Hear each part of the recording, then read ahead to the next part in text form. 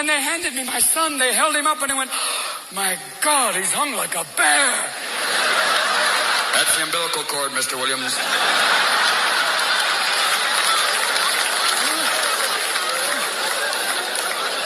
Don't cut that.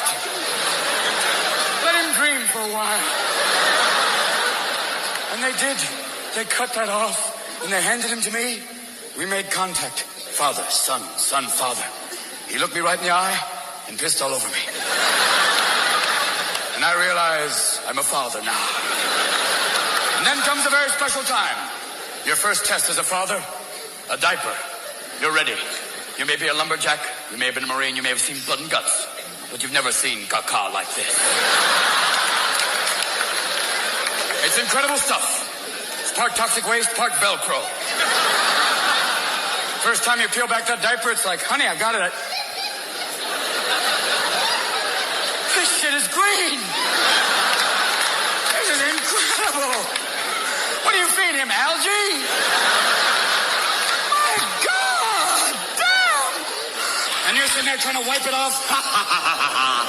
You can't, you've got a little tiny moist towelette. No good that is. It's like handling radioactive waste with an oven mitt. No good. You're there doing all this, it's all over you. Meanwhile, your dog's over here in the corner going, Jesus, man, why don't you just put his face in it? Good morning. It's Friday, Fight Song Friday, January the 23rd, and this is The True Conservative. Welcome to all the butchers, bakers, and candlestick makers out there. I'm Ron, your host, and the only true conservative in the United States today. So today, after the Serenity Prayer and the patriotic song of the day, we will have Varney and Company, motivation, meditation, and the Cold War. All that and more when I get back.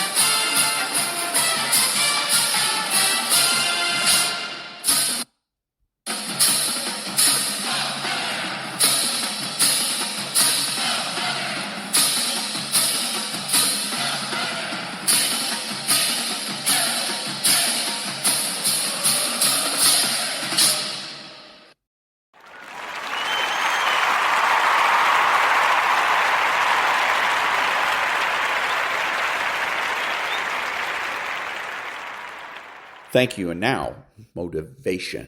The longest time in the world is the hesitation between thought and action. It can actually be forever. You can hesitate for 1 second to get started on something, a workout, a project, a task, something that you know you should do. You can hesitate for 1 second. That 1 second of hesitation, all of a sudden it turns into 5 seconds, and then 10 seconds, and then 10 minutes. And then just like that, you drifted into the eternity zone. 1 second became an eternity because something that was going to happen is now never going to happen, ever. Why is that? Because you hesitated. So don't take that chance. Instead, take action. A body in motion tends to stay in motion. A body at rest tends to stay at rest. You've had enough damn rest. You gotta get to the point in your life where you decide, I have had it. I'm tired of being a loser. I got tired of losing. I got tired of coming up short. I got tired. I want to move to the nicest neighborhood. I want to fly first class. I want to go to Hawaii. I made a decision. Enough is enough. It's showtime. In order for you to go from one level to the next level, in order for any woman to transition, for any man to transition, the thing that they want must be greater than the thing they currently have. Humans do not transition to another level when they're comfortable with the level that they're on. You only go to another level when you say, enough is enough. I want you to live the life you were meant to live. You hear me? Not the life that was given to you. You deserve to see what your life would look like if you gave 120%. And what I need you to do is I need you to look at yourself in the mirror and say, come on, stop playing. I deserve to see what my life would look like if I gave 120%. That's lion mode. And you got to get to a place where you start executing. Making a freaking plan is the easy part. And you have to understand, if you don't execute on the plan, if you don't get up in the morning when you're feeling tired, scared, if you don't execute, you're not just cheating yourself, dude. You're cheating your family. You're cheating your employees. You're cheating your team, whatever you're a part of. And that was a little bit of motivation. Back in a minute.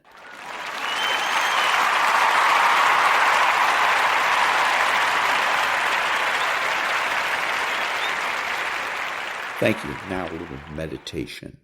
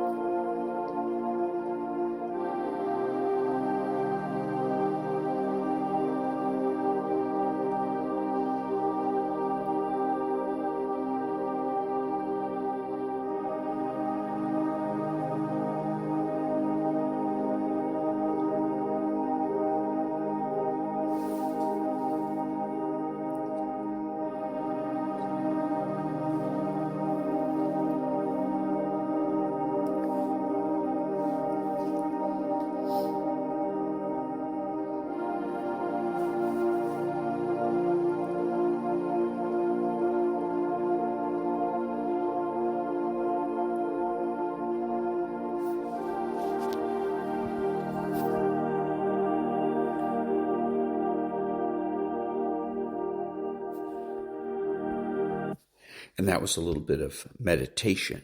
Back in a minute.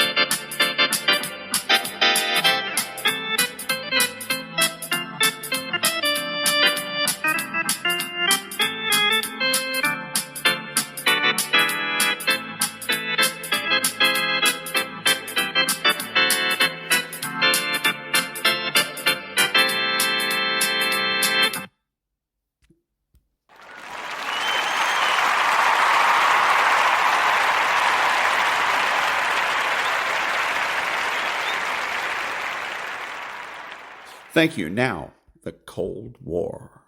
June 9th, 1982. The Bekaa Valley, Lebanon. 0200 hours.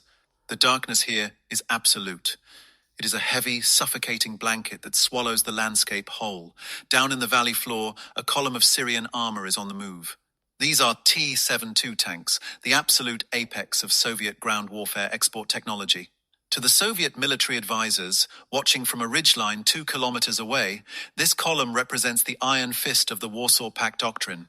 They are moving under the cover of a moonless night, a tactic that has defined Russian warfare since the Second World War.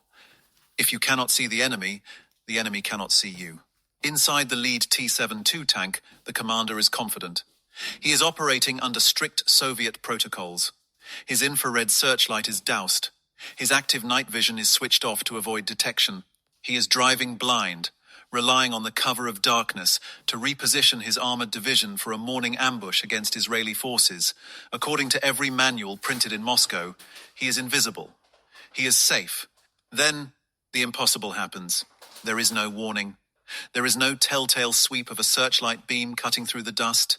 There is no flare popping overhead to illuminate the kill zone. There is just a sudden, violent crack of thunder that seemingly originates from nowhere.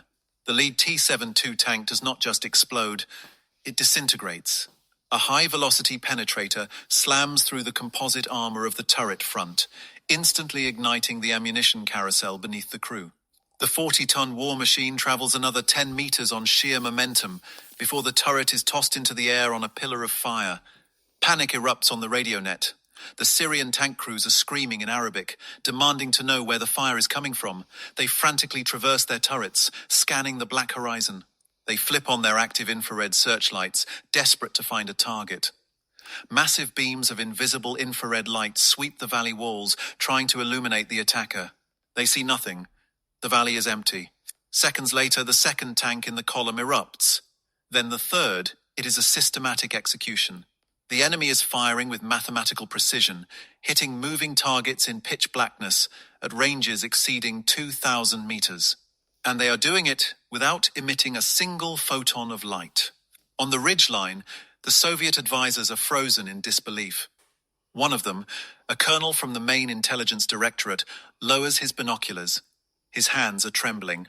He has just watched a platoon of the most advanced tanks in the Soviet infantry get wiped out by an enemy that, by all laws of physics known to him, should be blind. He turns to his aide. "Where are their lights?" he demands. "They must be using searchlights. We should see the source." "There is nothing, Colonel," the aide replies, his voice cracking. "No radar spikes, no illumination flares. They are shooting from the dark into the dark." The surviving T-72 tanks pop smoke grenades, creating a thick chemical fog designed to block visual rangefinders. It works against every targeting system the Soviets have ever analyzed. But tonight, the rounds keep coming. The projectiles punch right through the smoke screens as if the thick grey clouds were made of glass. The slaughter continues until the radio net falls silent. In the span of 5 minutes, a doctrine that had held the Soviet Union together for 30 years, the belief that night operations provided cover, has evaporated. Something is out there. Something that turns the darkness into daylight for itself while leaving its victims blind. This is the Cold War impact. If you want to understand the hidden technologies and strategic blunders that defined the global standoff, make sure you are subscribed to Cold War Impact. We uncover the history that was classified for decades. Back in the valley, the sun begins to rise over the smoking wreckage of the Syrian armored column. The Soviet advisors descend from the ridge to inspect the carnage. This is not just a tactical defeat. It is an intelligence crisis of the highest order. The colonel walks up to the husk of the lead tank. The entry hole is clean, surgical. He looks out toward the west, toward the positions where the enemy fire originated. It is nearly 3 kilometers away. At that distance, at night, a tank is just a cold block of steel. Even with the best image intensifiers, the starlight scopes that rely on amplifying moon and starlight, a target that far away would be a ghostly, unrecognizable blur. And yet the enemy placed a 105mm round within a 60cm circle. This level of accuracy implies that the enemy wasn't just guessing. They weren't firing at muzzle flashes. They were tracking. They could see the heat of the engines, the friction of the tracks, perhaps even the heads of the commanders. The report that goes back to Moscow that morning is filled with confusion and fear. The advisors claim that the Americans, through their Israeli proxies, have deployed a super weapon. They speculate about radar-guided guns or perhaps a network of ground sensors pre-planted in the valley. They are grasping at straws. They cannot admit the truth because they do not understand the truth. They are looking for a magic trick, a singular gadget. They do not realize that they have just witnessed the debut of a fundamental shift in physics applied to warfare. The Americans have not just built a better gun, they have stolen the night itself. In Moscow, the report lands on the desk of the GRU, the Soviet military intelligence. It is flagged as a priority, one anomaly. The Red Army has thousands of tanks in East Germany, poised to rush the Fulda Gap. Their entire strategy relies on overwhelming NATO forces before they can organize. Night attacks are the cornerstone of that strategy. If the Americans have a tank that can see through darkness, through smoke, and through rain, without giving away its own position, then the massive tank armies of the Warsaw Pact are not an invasion force. They are target practice. A specialized technical team is immediately dispatched from the Kubinka tank proving ground to Syria. Their mission is simple. Find out what killed those tanks. Find the shell fragments. Find the tread marks of the enemy vehicles.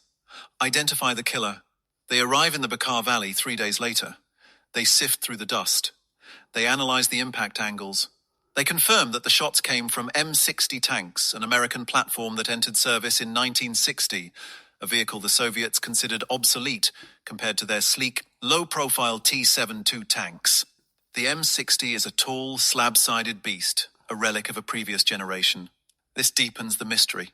How could an old American tank destroy the pride of the Soviet Armored Corps in conditions where neither should have been able to fight? The Soviet engineers are baffled. They verify that the M60 tanks used by the enemy were the A3 variant. Intelligence files say the A3 has a laser rangefinder and a ballistic computer. But so do the Soviet tanks. Computers don't help you see in the dark. The team interviews a surviving Syrian crewman who bailed out of his vehicle before it burned. He is badly shaken. He tells the Russians a detail that chills them. "We saw nothing," the tanker says. "But before the first shot, I heard a noise, a low, constant hum, like a refrigerator coming from the wind." The Russians dismiss this. Tanks are loud, battlefields are chaotic, a humming noise seems irrelevant, but they file it away. They don't know it yet, but that hum is the sound of their impending obsolescence. It is the sound of a cryogenic cooling unit, bringing a detector down to negative hundreds of degrees. The investigation in Syria hits a dead end. The physical evidence shows what happened: total destruction at long range at night, but it doesn't explain how. The Kremlin demands answers. They need to know if this was a fluke, a lucky ambush, or a systemic capability. To find out, the scene shifts from the hot deserts of the Middle East to the freezing forests of the Iron Curtain. The Soviets decide they need to test their own eyes. If the Americans have a new way of seeing, the Soviets need to prove that their existing technology is still sufficient. They organize a massive night-fighting exercise near the East German border. They are going to simulate the conditions of the Bekaa Valley. They are going to prove that their active infrared systems are still superior. But as the sun sets over the training grounds in East Germany, the Soviet tank commanders are about to learn that the impossible event in Lebanon was not an anomaly. It was a warning, and they are about to ignore it at their peril. The paranoia begins to set in. Is there a spy in the design bureau? Did the Americans steal the blueprints for the T-72? The focus turns internal. They start looking for traitors, instead of looking at the electromagnetic spectrum. Winter, 1983. The Fulda Gap, the border between East and West Germany. The tension here is physical. This is the most militarized strip of land on planet Earth. On the east side, the group of Soviet forces in Germany is drilling for the invasion they believe is inevitable. The ground is frozen hard, perfect for tank treads. Inside a T-64B tank, a Soviet platoon commander, Lieutenant Volkov, is conducting a routine border overwatch. The T-64 is a masterpiece of mechanical engineering. It has an autoloader, composite armor, and a powerful 125mm gun. But tonight, Volkov is focused on his optics. He is peering through the TPN-149 night sight. The world is a grainy, green soup. The passive light intensification technology that takes existing starlight and amplifies it is useless tonight. The cloud cover is thick, and the heavy winter fog rolling off the hills has reduced visibility to zero. Volkov does what every Soviet tanker is trained to do in this situation. He reaches for the switch to activate the lunar infrared searchlight mounted next to his main gun. This is the cornerstone of Soviet night fighting doctrine: active infrared. When he flips that switch, a massive beam of infrared light blasts out from his tank. To the naked human eye, the light is invisible. The tank remains in darkness. But through Volkov's special scope, the world suddenly lights up. It is like driving with high beams on a dark highway. He can see the trees, the fence line, and the road ahead. He feels like a god in the darkness. He is the only one who can see. He scans the West German side of the border. He is looking for the silhouettes of NATO patrols. He feels secure, wrapped in the comforting hum of his tank's heater and the green glow of his active scope. He believes he is the hunter. He swings his turret slowly to the left, sweeping the invisible spotlight across a cluster of trees about 1,500 meters away. Suddenly, his radio crackles. It is the observation post on the hill behind him. "Volkov, turn it off. Turn it off now. They are looking right at you." Volkov is confused. "I see nothing," he replies. "The sector is clear. They are tracking you," the voice screams. "Every time you move your light, their turret moves with you. You are painting a target on your own face." Volkov freezes. He looks through his scope again. There, deep in the tree line, barely visible, even with his infrared spotlight, is the low, hulking shape of an American M60 tank. It is sitting perfectly still. No engine smoke is visible. No lights. No infrared beams are coming from it. It is a black hole in the night. But the gun tube, the massive 105mm cannon of the American tank, is pointed directly at Volkov's face. Volkov traverses his turret right. The American gun traverses right. Volkov traverses left. The American gun mirrors him instantly. A cold sweat breaks out under Volkov's tanker helmet. How? How can they see him? He is checking his scope. The American tank is not emitting any infrared light. Without an IR searchlight, the Americans should be blind in this fog. Starlight scopes cannot penetrate fog. The physics doesn't make sense. Volkov kills the lunar light and orders his driver to reverse into a defilade, retreating behind a berm. His heart is hammering against his ribs. He has just stared death in the face, and death was watching him with eyes that didn't need light. This incident, and dozens like it along the Iron Curtain, begins to generate a quiet panic within the upper echelons of the Soviet military apparatus. The reports from the border guards are consistent and terrifying. The Americans are engaging in passive tracking. They are spotting Soviet patrols through heavy rain, through dense fog, and through smoke screens. Back in Moscow, at the scientific research institutes supporting the defense industry, the confusion is turning into a crisis. The engineers are interrogating the intelligence data. They know the Americans have deployed a new modification of the Patton tank, the M60A3TTS. The acronym TTS stands for Tank Thermal Sight. The Soviet scientists know what thermal means in theory.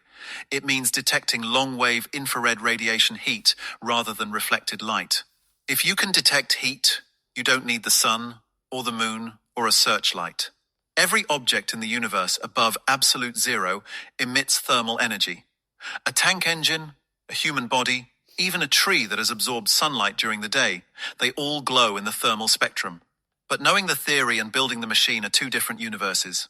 The Soviet experts argue that fielding a thermal sight on a rugged, vibrating, dirty tank is technically impossible.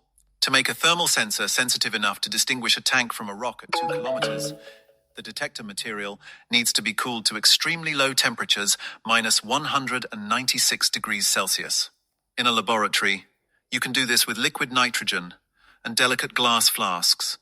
But inside a tank, bouncing over ditches, covered in mud, the Soviet engineers dismiss it. It is a bluff, one senior designer argues at a meeting in the Kremlin. The Americans are using a trick, maybe radar, maybe acoustic sensors, but they cannot put a cryogenically cooled quantum detector in a tank turret. The vibration alone would shatter the crystals. They are in denial because the alternative is too terrified to contemplate. If the Americans have solved the cooling problem, they have rendered the entire Soviet strategy of night offensives obsolete.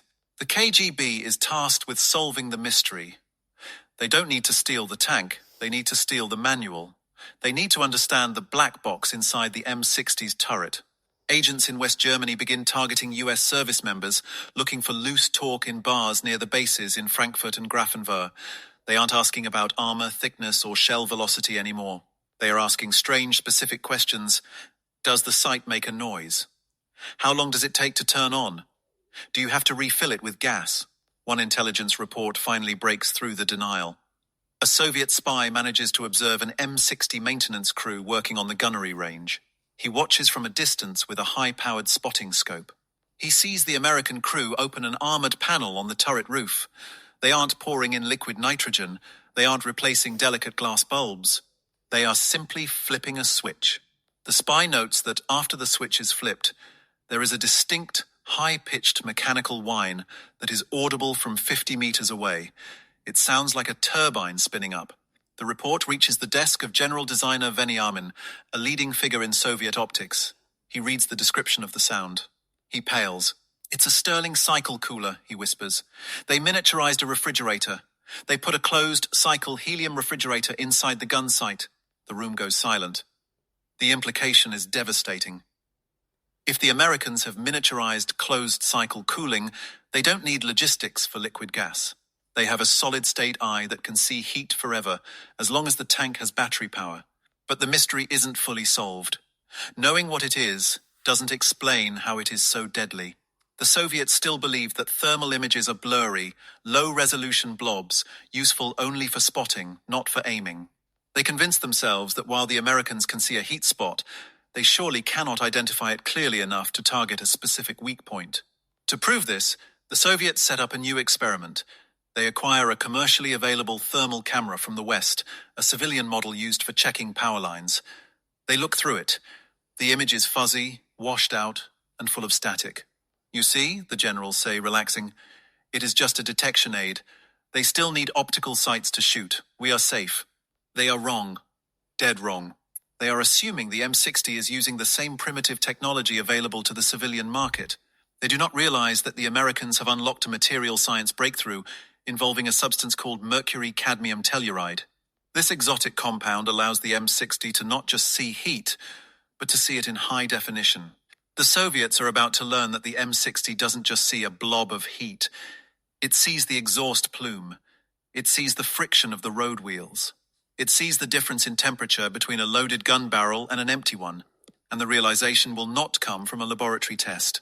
It will come from another brutal encounter, this time not in the deserts of the Middle East or the forests of Germany, but in the paperwork of a defector who is about to hand the keys to the kingdom to the CIA, revealing just how far behind the Soviet Union really is. The gap is not measured in years, it is measured in decades. And the Soviet tank crews sitting in their T-72 tanks, confident in their thick armor, are effectively driving into battle naked. Spring, 1984. The Kubinka tank proving ground, outside Moscow. The mood at the facility is desperate. The reports from Lebanon and the border encounters in Germany have created a shockwave through the Soviet Defense Ministry. They finally understand that the Americans have deployed a thermal imaging system that works. But understanding the problem is not the same as solving it. The Soviet engineers are now in a race against physics. If they cannot replicate the American technology, and the manufacturing of cryogenic detectors is proving to be a nightmare of quality control, they must find a way to defeat it. They need a cloak of invisibility. Project Nakidka is in its infancy. It involves covering tanks with special rubberized mats and radar, absorbent materials designed to suppress the heat signature. They are trying to turn a 40-ton steel furnace into a cold stone. On the firing range, a T-80 tank, the newest jewel in the Soviet crown, is covered in these experimental mats. It sits in the middle of a field, its engine idling. The engineers have routed the exhaust through complex baffles to cool the air before it leaves the hull. They have done everything possible to hide the heat. 2 kilometers away, a team is observing the tank through a captured Western thermal camera inferior to the military-grade M60 sight. But the best proxy they have, engine start, the radio commands. The T-80 roars to life. To the naked eye, it is just a dark lump in the field. But on the thermal display screen, the truth is heartbreaking. The rubber mats delay the heat for maybe 10 minutes, but eventually, the laws of thermodynamics take over. The massive diesel engine generates too much energy. The hull begins to glow. First, the rear exhaust grates turn white hot. Then the road wheels, heated by the friction of the rubber tracks, begin to shine like spinning rings of fire. The invisibility cloak fails. The tank is a beacon. But the real twist, the detail that turns this technical failure into a tactical nightmare, is discovered not on the test range, but in the analysis of the American tactics. Intelligence officers begin analyzing how M60 crews are being trained at Fort Knox. They get their hands on a translated field manual for the AN divided by VSG-2, the thermal sight used on the M60A3. What they read stops their hearts. They discover that the American thermal sight has a specific switch. Polarity. The American gunner can flip a switch to make heat look white, white hot, or black, black hot. This seems like a minor user preference setting. It is not. It is a killer. The Soviet analysts realize that in a complex environment, like a city or a forest, a tank might blend in with the background temperature. But by flipping the polarity, the American gunner can instantly invert the image.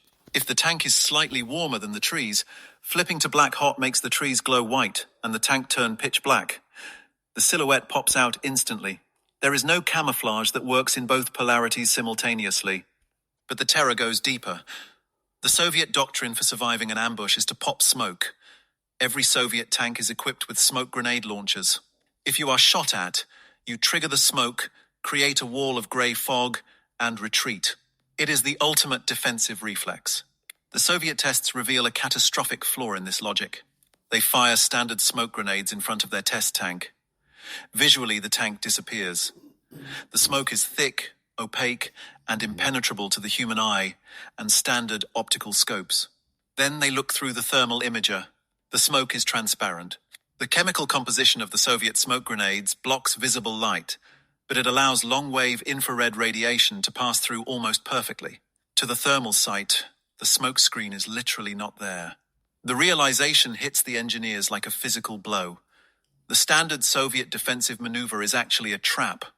When a Soviet tank commander pops smoke, he is blinding himself. He can no longer see the enemy. But the enemy, sitting in an M60 with a thermal sight, sees the Soviet tank perfectly clearly through the smoke. It gets worse. Because the smoke is slightly cooler than the surrounding air, it actually creates a uniform, cool background against which the hot tank stands out more clearly than before. By following their training and popping smoke, Soviet tankers are not hiding. They are creating a high-contrast studio backdrop for their own execution.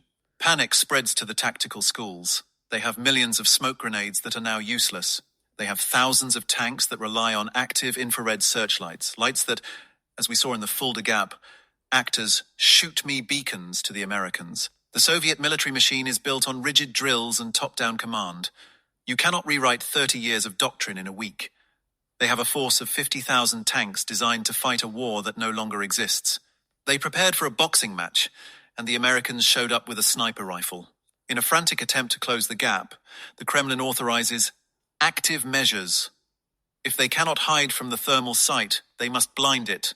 They begin developing laser warning receivers and dazzlers systems designed to detect when a laser rangefinder hits a tank and automatically fire a laser back to burn out the enemy's optics. It is a desperate sci-fi solution to a simple physics problem. But these systems are expensive, fragile, and years away from mass production. Meanwhile, the M60A3 TTS is rolling off the assembly lines in Detroit by the hundreds. Every month, more American battalions are converted to the new standard. The balance of power in Europe is shifting silently, invisible to the public but blindingly obvious to the generals. Then comes the final straw. A classified briefing from a mole inside NATO reveals the range capability. The Soviets assumed that because thermal resolution is lower than optical resolution, the Americans would have to get close, maybe under 1,000 meters, to identify a target. At that range, the superior armor and bigger gun of the T-72 tanks might still win the fight. The briefing documents debunk this myth. The M60 crews are qualifying on targets at 2,500 meters in total darkness, through rain. At 2,500 meters, a T-72 shell has lost significant velocity, but the American 105mm depleted uranium dart, fired with computer-calculated precision, is still lethal. The Americans can sit 2.5 kilometers away, invisible in the night, and pick off Soviet tanks before the Soviet crews even know they are in a battle. The Red Steamroller, the strategy of rushing massed armor formations across the plains of Germany, is dead. The M60 tanks would just sit back and eat them alive. The Soviet High Command is left with a chilling conclusion. They don't just have a technology gap, they have a transparency gap. The battlefield has become transparent to the enemy while remaining opaque to them. But the Americans aren't done. The M60 was just the platform for the sensor. Now, they are about to combine this God's eye view with a new kind of ammunition that effectively ignores the armor protection the Soviets spent trillions of rubles developing. The mystery of the hum in the Bekaa Valley is solved. It is the sound of the Sterling cooler. But the mystery of what happens next when the Soviets try to force a confrontation to prove their might is about to lead to the most one-sided armored engagement in history. The stage is set for the reveal of the ultimate disparity. The Soviets think they know the extent of the danger. They think it's just a night sight. They are about to learn that the M60A3 is not just a tank hunter. It is a time machine sending their tactics back to the Stone Age. February 25th, 1991. The Bergen oil field, Kuwait. This is the moment where the mystery ends and the nightmare begins. This is the moment where the impossible events of the Bekaa Valley and the ghost stories of the Fulda Gap are finally dragged into the light of history. The setting is apocalyptic. The retreating Iraqi army has set fire to hundreds of oil wells. The sky is choked with thick, oily smoke that blocks out the Sunday. At noon, it is as dark as midnight. Visibility, is measured in inches. The air is filled with soot and the smell of burning crude. On the ground, an Iraqi armored division is dug in. They are operating T-55, T-62, and the dreaded T-72 tanks. These are the export versions of the Soviet war machine, but they are fighting exactly as they were trained by their Soviet advisors. They are stationary, camouflaged, and waiting in ambush.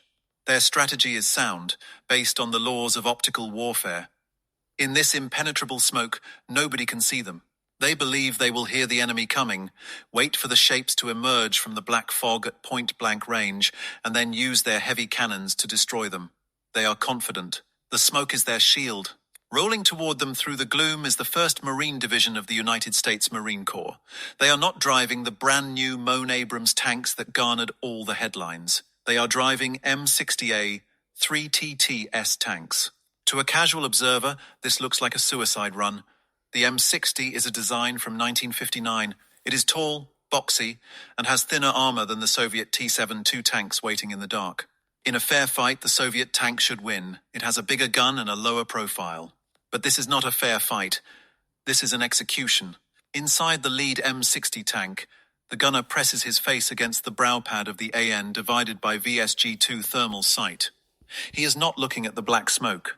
He is looking at a green glowing monitor that is displaying the world in a way the human brain was never meant to process. The impossible technology that the Soviets feared, the cryogenically cooled eye, is now fully unleashed. The smoke from the oil fires is hot, but the background desert floor is cool. The Iraqi tanks, buried in the sand with their engines idling, are burning hot. On the Marine gunner's screen, the battlefield is not dark. It is high-contrast art. The burning oil wells are blinding white pillars, but the computer filters them out.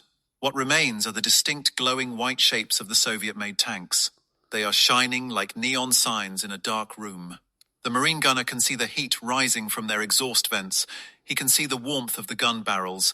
He can tell which tanks are running and which are cold. Target, tank, 1,200 meters, the gunner says calmly. The Iraqi crews in the T-72 tanks are staring into the blackness. They are straining their eyes. They see nothing. They hear the rumble of engines, but the wind and the roar of the fire mask the direction. They are blind men standing on a highway. The M60 stops. The laser rangefinder pulses. The ballistics computer calculates the wind, the temperature, the drop. Boom. A 105mm depleted uranium sabot round screams through the smoke. It covers the distance in less than a second. It impacts the turret of a T-72 tank. The Soviet tank explodes, tossing its turret into the air. The other Iraqi tanks panic. They frantically traverse their turrets. They cannot see where the shot came from. They fire blindly into the smoke, hoping to hit something. The Marine M60 tanks do not panic. They simply shift to the next glowing white shape. Target. Tank. 1,100 meters. Boom. Another T-72 tank burns. This engagement, known as the Battle of the Bergen Field, and the subsequent rush to Kuwait City, is the ultimate reveal of the Cold War. It proved that the Soviet Union's entire armored doctrine was worthless. The shock here is not just that the Americans won. It is that an obsolete American tank destroyed the modern Soviet tank without taking a scratch, simply because the American tank could see. The Iraqi prisoners captured after the battle were in a state of shock. During interrogations, they asked the Marines, "How did you see us through the smoke? We couldn't even see the ends of our own gun barrels." When the Marines showed them the thermal sight, the Iraqi officers wept. They realized they never stood a chance. But the true reveal, the secret that explains why this technology was such a decisive shock, lies in the physics of the AN divided by VSG-2 sight itself. The Soviets had assumed the Americans were using a simple thermal camera. They were wrong. The M60A3 was equipped with a first-generation FLIR, forward-looking infrared, utilizing a specific, exotic material, mercury-cadmium telluride. This is the black box the KGB tried to steal. Inside the sight, a complex system of mirrors scans the battlefield and projects the infrared energy onto a detector array cooled to 77 Kelvin, that is minus 321 degrees Fahrenheit. The hum that the Syrian tanker heard in the Bekaa Valley in 1982, that was the Stirling cycle cooler, working to keep those detectors at a temperature where they become superconductive to heat energy. Because the detector is so cold, It is incredibly sensitive to even the tiniest temperature differences. It creates a picture based on thermal contrast. Here is the terrifying detail the Soviets missed. The M60 sight didn't just show a hotspot. It showed the texture of the target. It could see the difference in temperature between the steel hull and the rubber road wheels. It could see the heat of the commander's head sticking out of the hatch. It could see the cooling, heavy machine gun barrel. This meant the American gunners weren't just shooting at blobs. They were aiming for specific weak points. They were sniping the ammunition storage. They were hitting the engine blocks.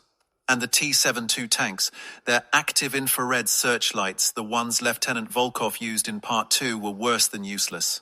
When an Iraqi or Soviet tank turned on its IR searchlight to the thermal sight, it looked like someone lighting a flare in a dark room. It saturated the thermal sensor, creating a massive shoot-here arrow. The shock that hit the Soviet High Command when they analyzed the data from Desert Storm was absolute. They realized that for the last decade of the Cold War, from roughly 1979 to 1989, the balance of power had been a lie. The Soviet generals had believed that in a war in Europe, they could rush the Fulda Gap at night, using smoke and numbers to overwhelm NATO. They believed their T-64 and T-80 tanks were superior. The data from the M60A3 proved that if the Soviets had ever tried to invade West Germany, it would have been a massacre. NATO M60 tanks would have sat in the forests, invisible, silent, and cold. They would have watched the Soviet columns approach through the rain and fog. They would have identified the command tanks by the heat of their extra radios. They would have waited until the Soviets were deep in the kill zone, and then they would have turned the Russian army into a graveyard of burning steel before the first Russian tank even knew it was in a fight. The Soviet Union spent billions of rubles on thicker armor. They spent billions on bigger guns. They built 50,000 tanks, and the Americans defeated them all with a refrigerator and a crystal made of mercury. This realization shattered the confidence of the Russian military industry. It forced a complete redesign of every vehicle they possessed. It is the reason why, to this day, modern Russian tanks are covered in explosive reactive armor and desperate attempts to hide their heat signatures. They are still trying to solve the problem that the M60 posed in 1980. The M60 pattern was never the glamorous tank. It didn't have the turbine engine of the Abrams or the composite armor of the Challenger. It was an old warhorse. But because of the TTS upgrade, it became the deadliest sniper of the Cold War. It proved that in modern warfare, it doesn't matter how big your gun is or how thick your armor is. If you cannot see, you are already dead. The M60 didn't just win a battle. It won the night. And that was the Cold War. Back in a minute.